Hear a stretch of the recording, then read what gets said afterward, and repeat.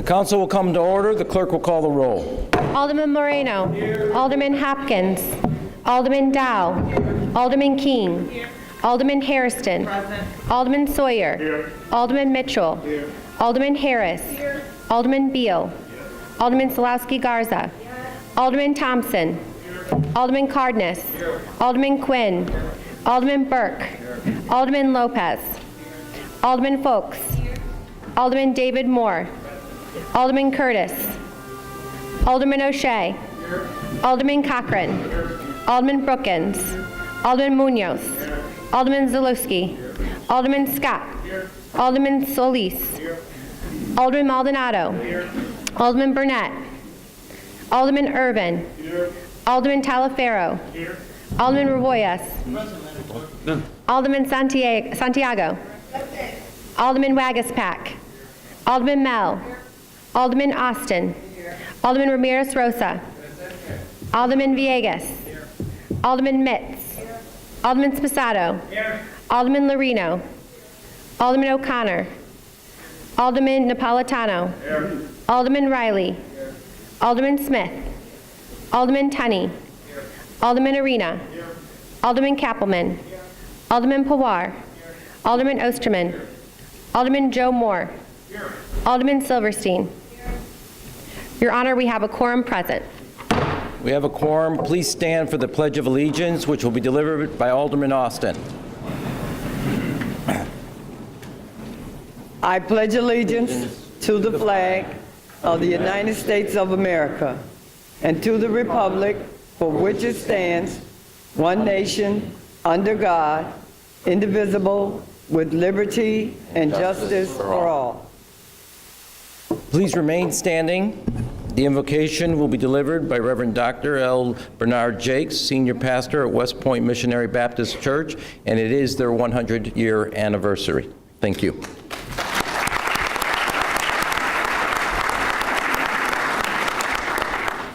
To our Honorable Mayor Rahm Emanuel, my older sister, Sophia King, as well as each of you who comprise the sum total of this beautiful bouquet of elected officials, I do bring you greetings as Senior Pastor of the Faith Family of West Point Baptist Church. I am honored for this opportunity to stand in this hallowed chamber to ask for God's guidance as the Mayor prepares to offer his budget address and as you prepare to offer your listening ears and future feedback. It is during this time of invocation that I invite each of you to honor my tradition of bowing your heads as we open this session. It was the Reverend Dr. Martin Luther King Jr. who said, "Life's most persistent and urgent question is, what are you doing for others?" This question should drive all interaction and discussion as our mayor and each alderperson execute the mandate by which they've been elected and sworn to uphold. Oh God, as we enter this session, may this question of what are you doing for others rest at the forefront of the minds of these elected officials who have been charged with doing rather serving the greater good. There is a need, however, for you, O God, to make thine self visible through presence and patience as these elected officials engage in carrying out the mandates by which they've been charged. Thine presence is needed for our mayor and alderpersons to feel the guidance of your hand as they engage in decision-making that has the wherewithal to either enrich or impoverish the citizens of Chicago. Thy patience is needed because each person's humanness is marred with imperfection, and that imperfection may find its way into conversation. And your patience is needed, O God, as they continue working through the plan for promoting and enhancing the greater good of Chicago, as well as searching their hearts to determine their intentions. As this august body stands with heads bowed in humble submission, we stand reminded of the words spoken by Micah when asked, "What does the Lord require of us?" The answer was to do justly, which is doing what is fair, love mercy, and walking humbly with God. As these elected officials prepare to engage in upholding, enforcing, and during this time receiving and discussing a budget for 2018, remind them, O God, of their obligation to do what is fair for all. Hear our prayer, O Lord. Hear our prayer, O Lord. Incline thine ear to us and grant us thy peace. Amen. Amen.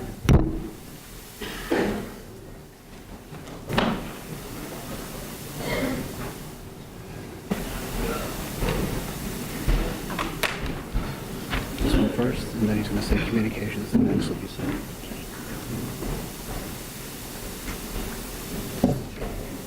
Madam Clerk, please read the call of today's special meeting.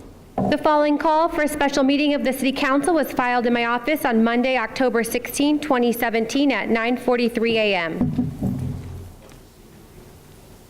Dear Ms. Valencia, I hereby call a special meeting of the City Council of the City of Chicago to be convened at 10 a.m. on Wednesday, October 18, 2017 in the City Council Chamber in City Hall for the following purposes and for no other purpose whatsoever.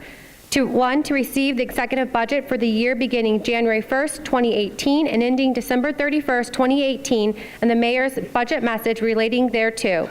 And two, to receive the year 44 Community Development Block Grant recommendations. And three, to receive a place on file and communication from the budget director regarding an estimated levy. And four, to consider a resolution calling for publication of the executive budget and setting the date, time, and place of the public hearing on the executive budget. Very truly yours, Rahm Emanuel, Mayor. Communications. A communication from His Honor the Mayor to the Honorable the City Council of the City of Chicago. Ladies and gentlemen, I transmit herewith the proposed 2018 budget recommendations and the year 44 Community Development Block Grant recommendations. Your favorable consideration of these items will be appreciated. Very truly yours, Rahm Emanuel, Mayor. Referred to the Committee on Budget and Government Operations. Also, communication from the Budget Director setting forth the estimate of the 2018 aggregate property tax levy, which will be placed on file. Members of the Council, Chairman Austin, Chairman Burke, my fellow Chicago residents. It is my privilege to present our proposed city budget for 2018. This year, Chicago is on firmer financial footing than we've been in many years. Together, we addressed longstanding challenges within the city, overcame obstacles in Springfield, and confronted new headwinds from Washington. Chicago, however, has not let those headwinds shift us off course. We charted a better course for the city. We reaffirmed our welcoming city ordinance and our promise to dreamers.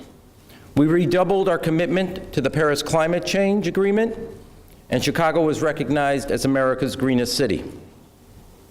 We rejected the Trump Justice Department's blind eye to police reform and are moving forward with the reforms we initiated with the Obama administration. I want to recognize a lifelong Chicagoan who is leading that effort and welcome him back to the job, Superintendent Eddie Johnson.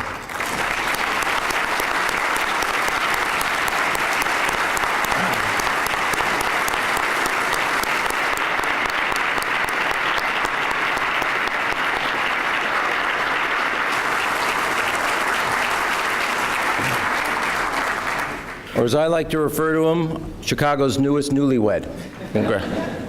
I also want to take a moment to thank First Deputy Kevin Navarro and Chief of Patrol Fred Waller for their leadership in this interim.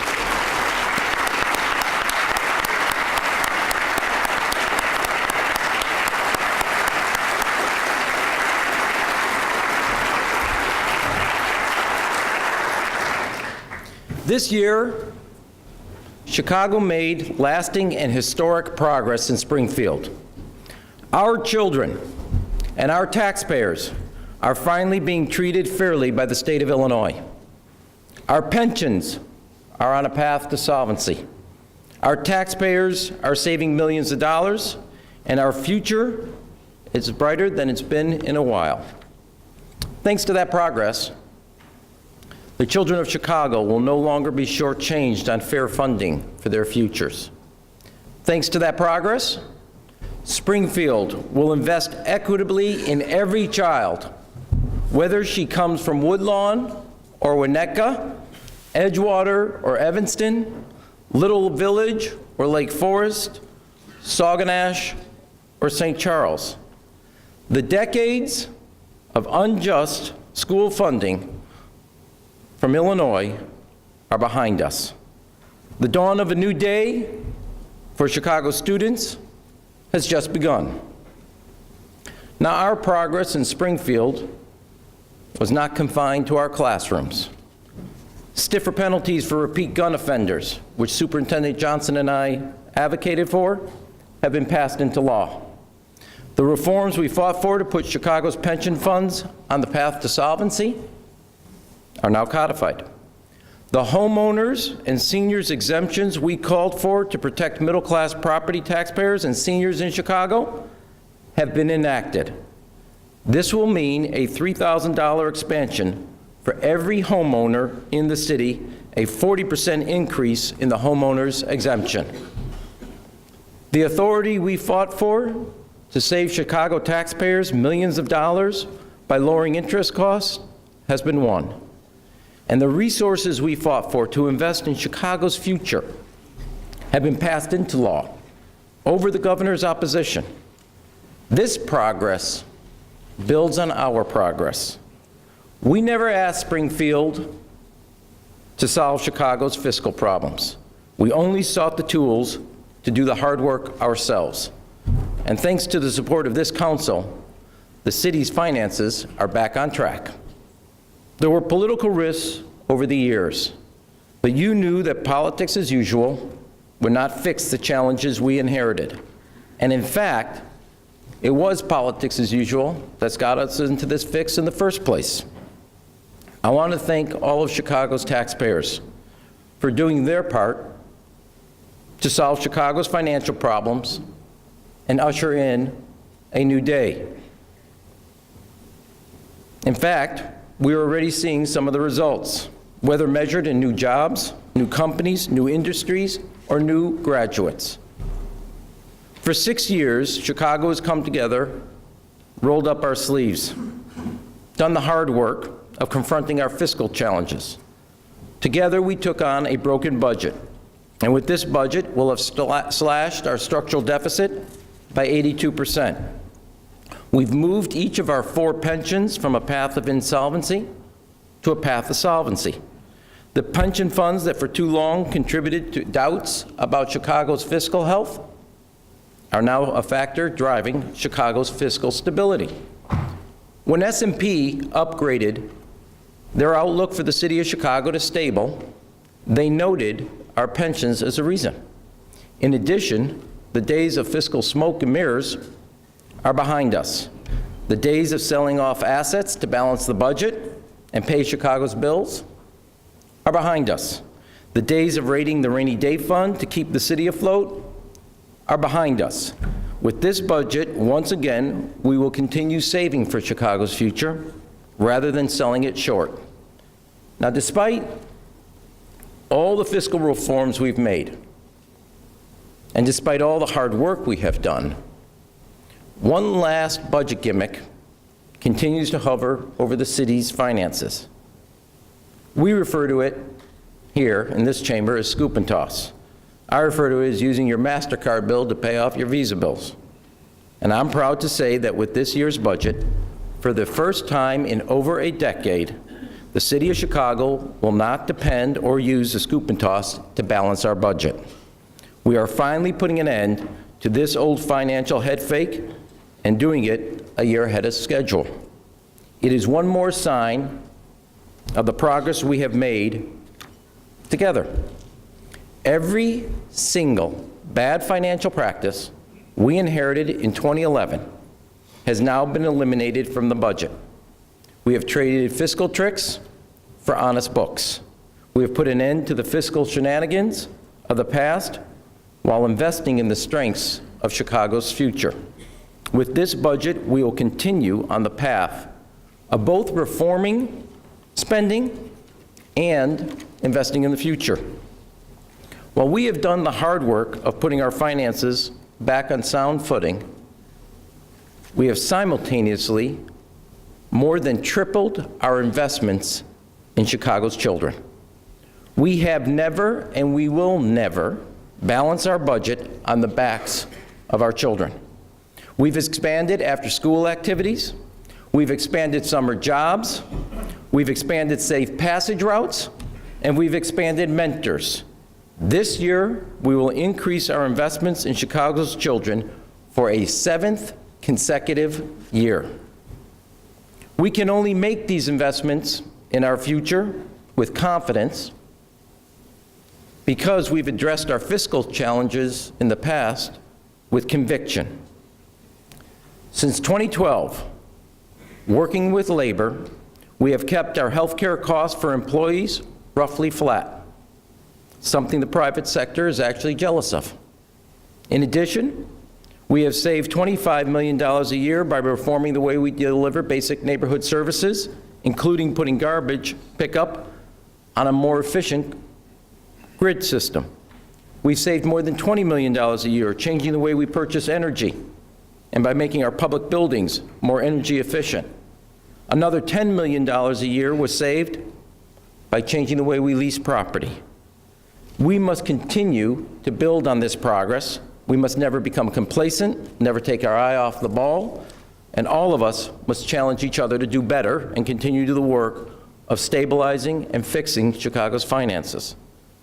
Creating stability in our fiscal outlook has always been in service of creating jobs, expanding the economy, and investing in Chicago's future. Now, this begins with the shared priority of public safety. We all agree the level of violence in some of our neighborhoods is totally unacceptable. Whether it is in your neighborhood or not, it affects Chicago. Therefore, it affects all of us. We simply cannot rest until every parent in every neighborhood is able to let their children go to the park, play on the sidewalk, or sit on the front porch, free from the fear of gunshots. So our children remember the sound of laughter, not gunshots, and become familiar with laughter again. It's why we are infusing our police department with the manpower, the technology, and training to meet this challenge heads on. This budget puts more police on our street and gets kids, guns, and gangs off the street. We are adding nearly 1,000 additional officers to the Chicago Police Department. Just Monday, in Englewood, we announced 82 new officers graduating field training and were being deployed to neighborhoods across the city. In mid-November, another 84 officers will be deployed. In mid-December, 87 officers. In mid-January, 107 officers. In mid-February, 131 officers. In mid-March, 111 officers. In April, 99 new officers. Between now and the beginning of spring, 701 more officers will be deployed to neighborhoods throughout the city of Chicago.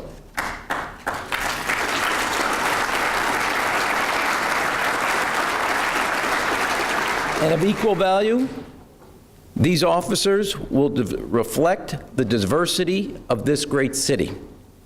Just as Chicago's police department has the most diverse command staff in its history. By the end of the year, every patrol officer will be equipped with a body camera, a year ahead of schedule. Every officer's been equipped with a taser. Every officer is receiving new training in de-escalation, mental health response, and a revised use of force policy. Superintendent Johnson has challenged the entire department to think differently, to shift from reactive policing towards proactive, predictive policing. As part of that shift, this year we set up 6 strategic decision centers on the south and west sides. In these districts, the hard work of our officers and command staff is being backed up by new technology and analytics. In those areas, overall shootings are down 23% in the 6 districts, outpacing the citywide reduction. In Englewood, in the 7th district, shootings are down 43%, homicides are down 40%, and there has not been a single shooting in Englewood 7th District in 10 days.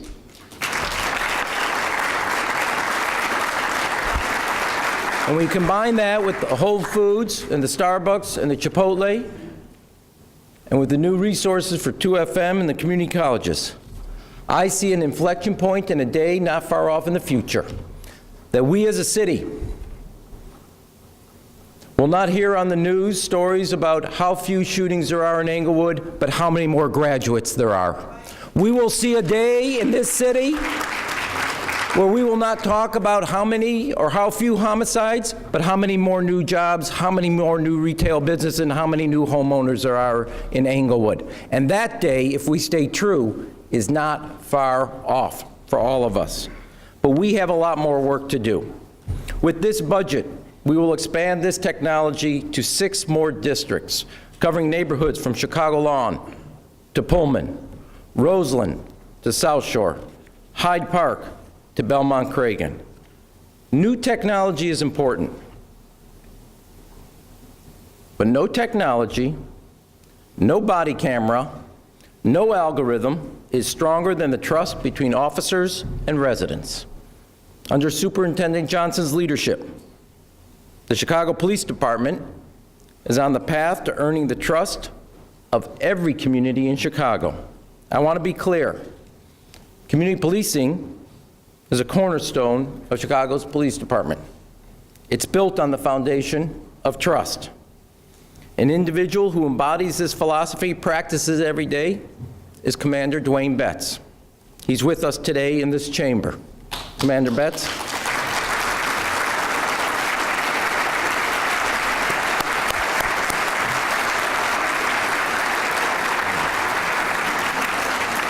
We are promoting him today to the head of community policing citywide, based on his record that he's built in the 15th District in Austin. That would be amen from Chairman Austin. Those who know his work know he's earned this promotion. Now I know, having sat in a number of meetings with him, with block club presidents, with restaurateurs, with pastors, this is a bittersweet moment for the people of Austin, but they are very proud of what Commander Betts has done in the Austin community. It is to have our goal for all of us to build the work on the area of trust and the bonds of trust. And there's one surefire way to undo it. It's to have residents who are scared to cooperate with the police. Residents who are forced into the shadows because of the actions of the federal government. And it is for that very reason that when the Trump Justice Department tried to force an unlawful false choice between community policing and Chicago's values as a welcoming city, we took them to federal court.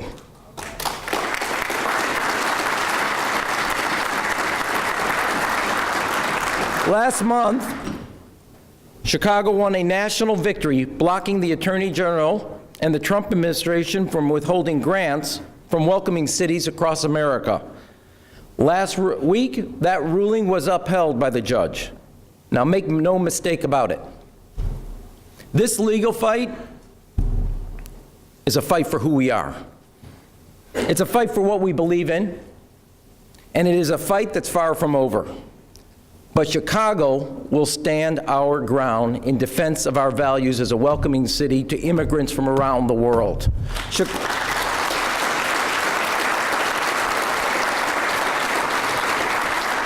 And Chicago will stand firm in defense of our belief in community policing, and we will never waver.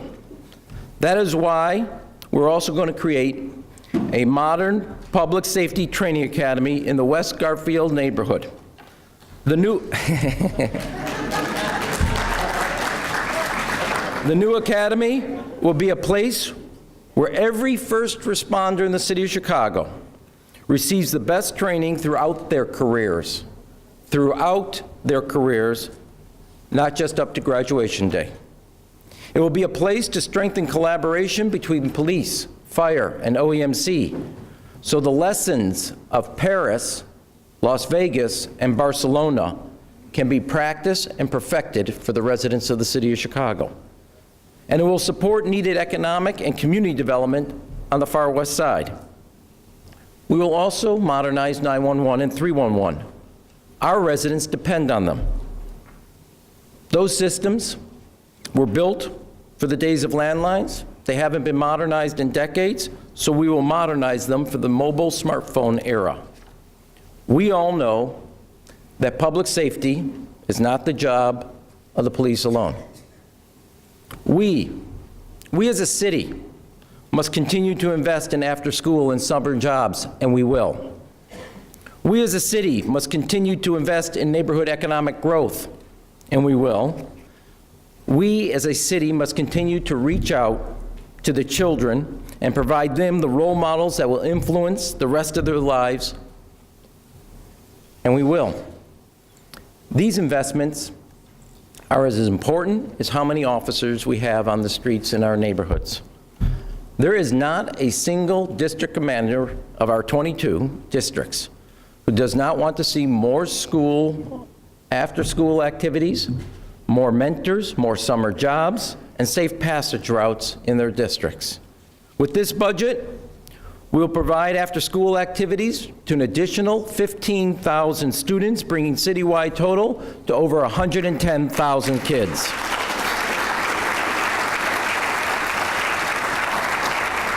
It is a testament to the power of what Maggie Daley started in 1991, when she inspired Chicago to look out for our children after school and ensure that every child has academic, athletic, or artistic activities that match their passion and also matches their potential.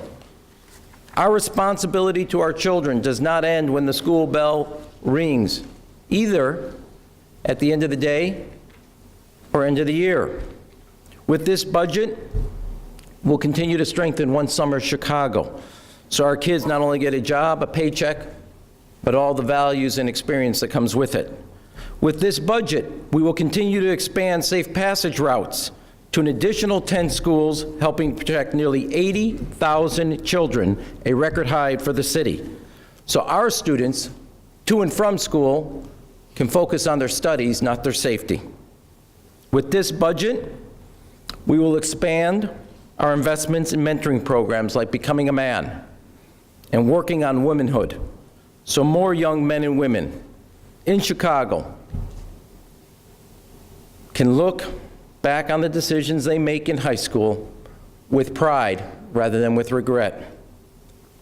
Today, we as a city are ahead of schedule in providing mentors to every young man in 8th, 9th, and 10th grade in our 20 most challenging neighborhoods. Now, you know I've joined, and a number of you have been with me, a number of Becoming a Man sessions throughout the city and our high schools. Amy, the First Lady of the city, and my lovely bride who's with us today, has also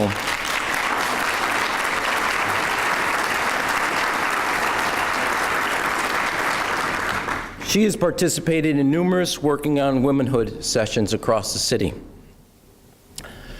You all know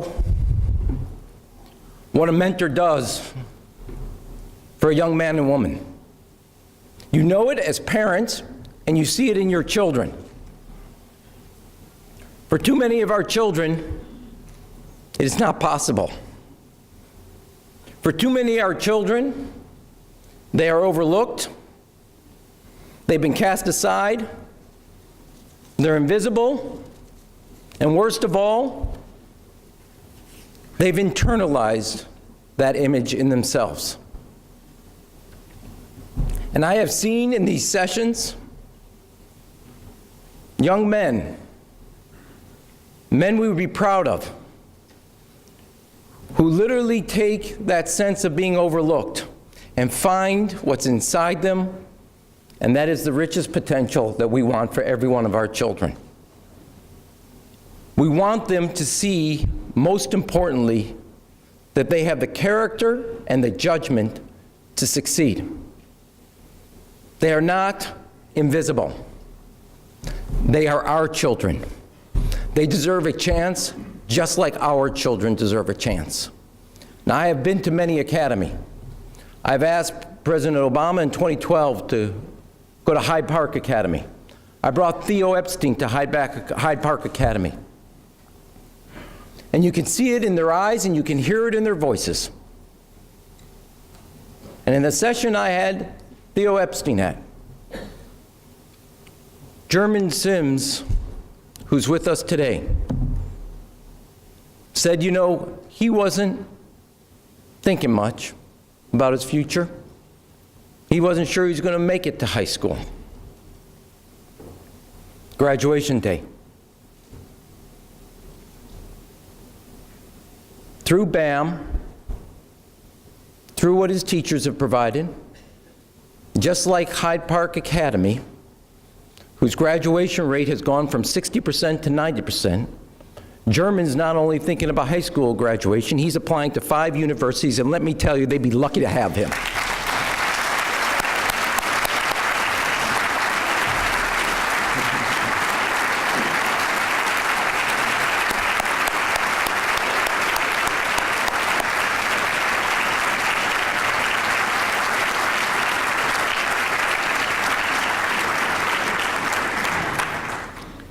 German's progress is Chicago's progress.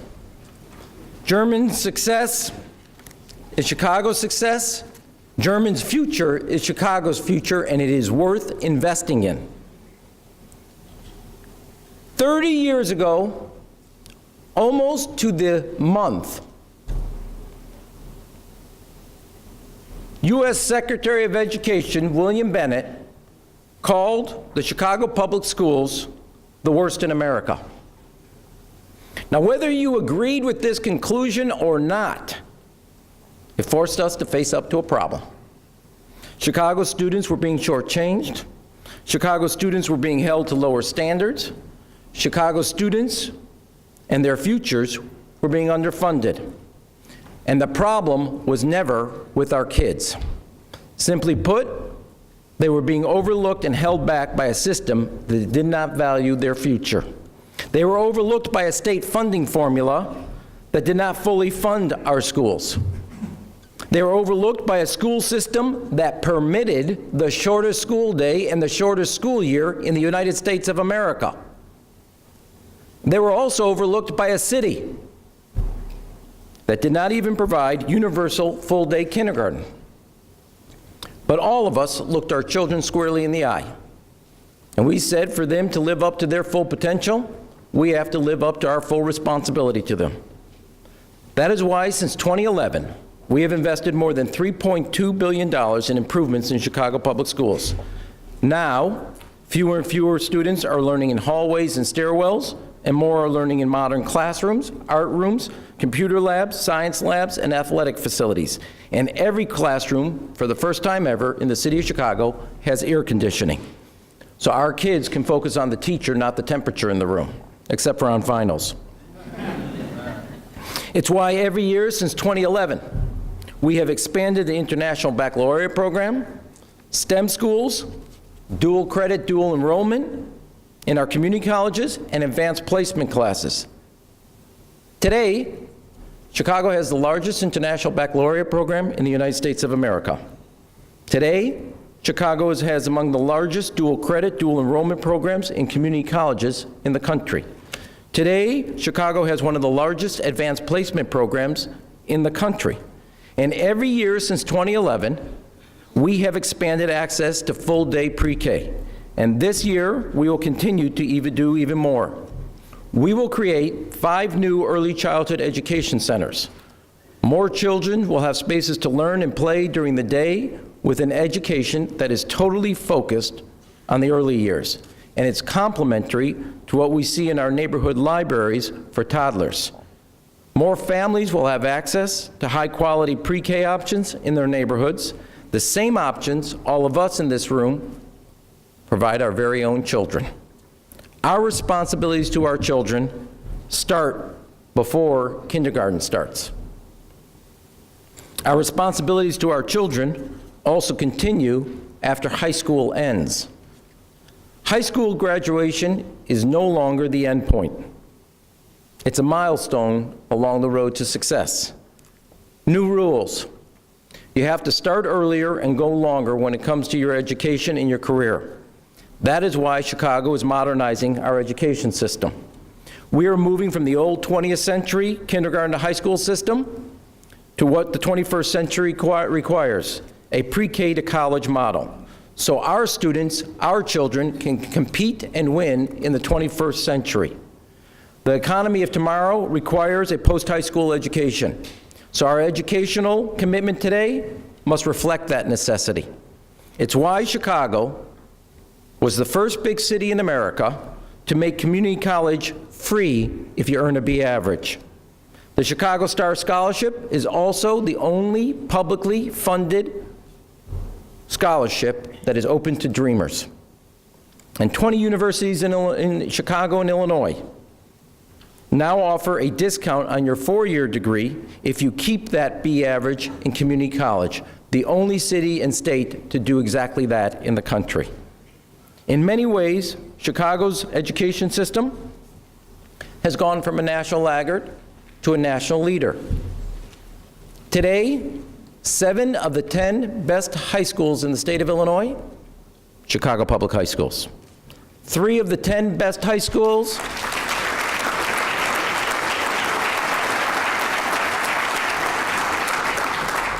Three of the 10 best high schools in America, Chicago Public High Schools. Chicago's graduation rate has grown 3.5 times faster than the national average for the last 5 years. It has climbed from 56% in 2011 to 77.5% last year. I want you to think about that for a second. A short time ago in Chicago's public schools, we were averaging about 1 dropout for every graduate. Now, according to the University of Chicago, nearly 9 out of 10 CPS freshmen are on track to graduate. 9 out of 10 versus 1 for 1. I want to thank all the parents, the principals, the teachers, and the students most of all for all their hard work and progress. You're making this city very proud. And also a new study by the University of Chicago, just released last week. They found that 4-year college enrollment by CPS graduates now matches the national average and leads New York City, Dallas, and Los Angeles. And when Chicago students get to college, more of them are well prepared. Why? Because we are well on our way to ensuring that half of all high school graduates earn college and career credit while they are in high school. Those students are more prepared for the rigor of college when they get there, and the good news for their parents, they don't have to pay for that credit when they get there. They also save money. Because Chicago's been willing to invest in our young people, invest in our future, and address our long-term fiscal challenges, businesses have shown the confidence to hire in Chicago, move to Chicago, invest in Chicago, and start up in Chicago. We are generating jobs and growth, not just in one part of Chicago, in every part of Chicago. In neighborhoods like in Pullman, in Alderman Beals Ward. This January, we'll cut the ribbon on the new Whole Foods Midwest Distribution Center. It's moving to Chicago from Indiana. It's creating 150 jobs on day one, with more to come. It follows in the footsteps of other major suppliers that have moved to Pullman, including Method, Gotham Greens, and all of this builds on Pullman's new designation as a National Historic Destination. In neighborhoods like Pilsen, in Alderman Solis's ward, where Preferred Freezer invested $45 million in a new facility, creates new jobs in the community, and supports businesses across the city of Chicago. Another sign of the economic vitality and vibrancy of the Pilsen neighborhood.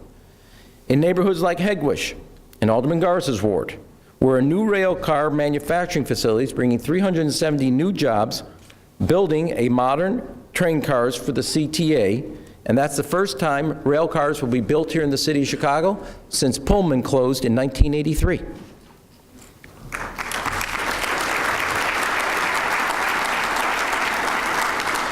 In neighborhoods like Bronzeville and Alderman Keene's ward, where new Mariano's created 400 jobs and features products from small businesses like Sweet Love in North Lawndale and 47 other local suppliers that they have on their shelves. In neighborhoods like West Humboldt Park, in Alderman Mitz's ward, where Friedman Seating is creating 300 more manufacturing jobs, making new seats for the CTA, It's the first time Friedman Seatings has had a contract with the CTA, and it makes seats for the Chicago CTA. We are linking the record growth we see in our central business district to neighborhoods across the city, because we are one Chicago with one future. A few months ago, a number of you and I stood with small business owners across the south, southwest side, and the west side of the city of Chicago. Businesses like Shaw and Michelle's Homemade Ice Cream in Bronzeville, the Original Soul Vegetarian Restaurant in Chatham, La Hacienda in Gage Park, 32 of them in all. We were together in Lawndale to award the first round of the $3.2 million in grants for the Neighborhood Opportunity Fund, something we created together. It's money from the McDonald's relocation from Oak Brook to Chicago, and that's now flowing to neighborhood retail stores throughout the city. We just tapped another $2.5 million for 25 more small businesses that make up our neighborhood retail corridors. Now, you guys have heard me say this numerous times. Kids cannot be what they cannot see. And think of the difference for a young man, young girl going to school. If there's a business in the neighborhood, coffee shop, a restaurant, a flower shop, a dry cleaner, the sign says open, it also says we're hiring. What that means beyond just the job and the vibrancy of a retail economy, what it means to that child who can see in front of them what they knew should be in front of them, versus that child who walks by that building and is boarded up. What do they see there? And what do they imagine for themselves? That's the choice in front of us. That is why with this budget, we're going to continue to make key investments in our neighborhood economy. Things like eliminating the amusement tax on neighborhood theaters and music venues where our local artists perform. We will allow smaller theaters to thrive and give a hand to local artists and culture that Chicago's famous for. At the same time, we're going to raise the amusement tax for larger venues and use those resources to support arts programs for our children. We will be the city that eliminated the head tax for businesses and the amusement tax for small theaters, music venues, and our local artists. To create more jobs and the conditions for more retail businesses to thrive, we must continue to invest in transportation at every level, from modernizing the CTA to paving more roads and bike lanes. We're not going to wait for the resources from Washington or Springfield or hold our breath. It's been over a decade since we've had a transportation bill from Springfield. And we all know the prospects for the Trump infrastructure bill do not look bright. But the city of Chicago cannot put our future on hold. To continue to build a modern transportation system that works for every Chicagoan, we will increase the fees on the rideshare companies. We're going to use those resources to make needed investments in modernizing our transportation in Chicago for every resident. Whether you travel by car, train, bus, or bike, we will be the first city to tap the rideshare industry for resources to modernize our transportation system. The investments we make in transportation will serve Chicago residents, employers, and employees today, tomorrow, and for the years ahead. We'll continue to make public investments which lead to private investments. There are more than $20 billion in major building projects moving forward across Chicago, an unprecedented investment by the private sector, reflecting an unprecedented confidence in Chicago's future. There are 58 cranes in the sky, more than there have been in decades, building a new Chicago. Industrial occupancy, a 20-year peak. Think about this. Every year for the last 4 years, more companies have moved to Chicago than any other American city. Every year for the last 5 years, we've led the country in direct foreign investment. Over the last 6 years, Chicago's economy has grown faster than the economies of New York City, Washington, D.C., or the national average. Chicago's attracted 120,000 new jobs in the last 6 years, and we've cut unemployment nearly in half. The steady stream of companies choosing to relocate to Chicago is not stopping. Just yesterday, Walgreens announced they're moving their digital team to Chicago, bringing 300 more jobs to the city. Mars Foods just announced they're moving their North American headquarters from Los Angeles to Chicago. They now have 1,200 employees at their Goose Island campus. They recognize what we already know, what ConAgra, Core Mining, and GE Healthcare recognized when they moved their worldwide headquarters from Omaha, outside of Boise, and London. Chicago has the most talented workforce at every level. Chicago has the most diversified economy of any major city. Chicago is now the best educated big city in America. We are home to a larger share of college graduates than either New York City, Los Angeles, Houston, or Philadelphia. A.T. Kearney's Global Cities ranking ranks Chicago the 7th most competitive economy in the world and the 2nd most competitive economy in North America. Now, you just can't rest on a ranking. If you want that future, you have to invest in that future, and we will with this budget. As we all know, more investments mean more businesses and jobs for our residents, more revenues for our city to do the tough things of investing in our children and our future. It also helps us turn the vicious cycle of poverty and crime into a virtuous one of jobs and growth. It helps us create inclusive economic growth so every part of Chicago can make progress together. One Chicago, one future. A new McDonald's headquarters in Fulton Market can help finance improvements to a bakery in Bronzeville, a floral shop in Roseland. A new headquarters by Kraft Heinz and ConAgra can help fund the hatchery in East Garfield Park, a new shared innovation space for Chicago's next entrepreneurs.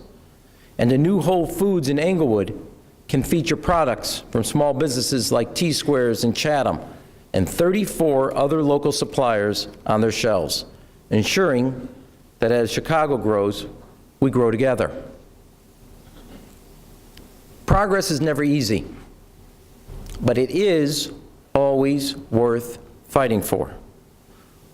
When Secretary William Bennett said Chicago had the worst school system in the country, that problem then was seen as intractable. Just so you know, in the same speech, he said it would take a person of steel to make progress. Well, he's never met Chicago's teachers and our students. They proved him wrong.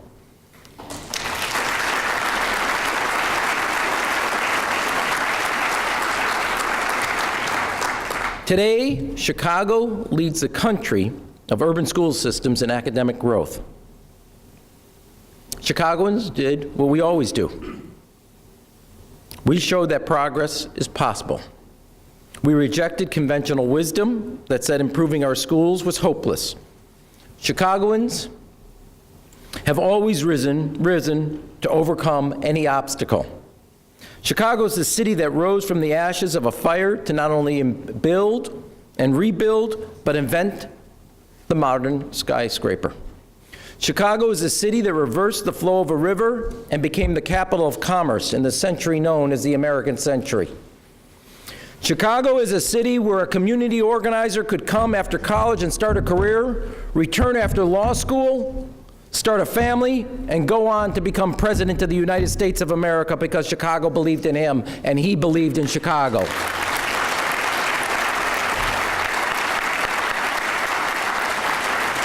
Every time Chicago confronts a challenge head-on, we come out on top. We rewrite the rule book. So I am convinced that we will rise to meet the challenge of gun violence in our city. That process is already underway. It won't happen overnight because the problem was not created overnight. It will take on a continuing commitment from all of us in this room and all others across the city outside this room. This budget reflects that commitment. Make no mistake about it. Rising to meet the challenge is what Chicago does. We reinvent, we reinvest, we reimagine what is possible, and then go about making it a reality. Back in 1883, Mark Twain, when he visited Chicago, made this observation: "It is hopeless for the visitor to try to keep up with Chicago. She outgrows his prophecies faster than then he can make them. With this budget, we can build on Chicago's long and legendary legacy of growth. With this budget, we can increase investments in public safety, public education, and quality neighborhoods because we have been disciplined about our public finances. With this budget, we can work towards a brighter future for all the residents who live here today, all the immigrants from around the world who still see a beacon of hope here, and all the children and young adults who are growing up here and will inherit the great city we call home and love. Thank you, God bless you, and God bless the city of Chicago.